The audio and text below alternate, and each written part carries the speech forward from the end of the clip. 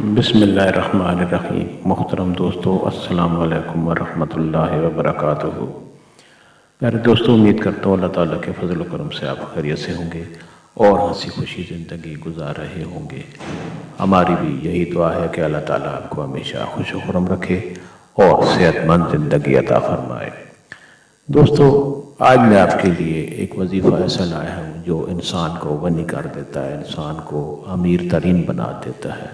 یہ ایسا وظیفہ ہے جو تھوڑے سے عرصے میں کرنے کا ہے، یعنی اس کو کرنے کے لیے آپ کو ٹائم بہت کم لگے گا اور اس کے فوائد بہت سے ہیں۔ دوستو، یہ وظیفہ کرنے کی اجازت عام ہے، ہر کوئی یہ وظیفہ کر سکتا ہے، یعنی یہ وظیفہ کرنے کے لیے آپ کو کسی سے اجازت لینے کی ضرورت نہیں پڑتی۔ دوستو، یہ وظیفہ آپ لازمی کریں اور اس سے لازمی فائدہ اٹھائیں اور دوستوں سے بھی شیئر کریں تاکہ اور لوگوں کا بھی فائدہ ہوگا، اور لوگ بھی یہ وظیفہ کریں گے تو آپ کے حق میں ثواب لکھا جائے گا۔ دوستو، اگر وظیفہ پسند آ جائے اور آپ اس سے فائدہ اٹھائیں تو نیچے لائک پر ضرور کلک کریں تاکہ ہماری بھی حوصلہ افزائی ہو اور آپ کے لیے دعا گو رہیں۔ دوستو، وظیفہ اور طریقہ یہ ہے کہ آپ روزانہ کسی بھی وقت، ٹائم کی کوئی قید نہیں، کوئی وقت کی یا جگہ کی کوئی پابندی نہیں، یعنی جو بندہ دن میں 300 مرتبہ یہ وظیفہ پڑھے گا تو اس کے لیے پیسہ سنبھالنا مشکل ہو جائے گا۔ یہ وظیفہ بہت ہی آسان اور مختصر وقت کا ہے۔ 300 بار آپ نے پڑھنا ہے الملکو۔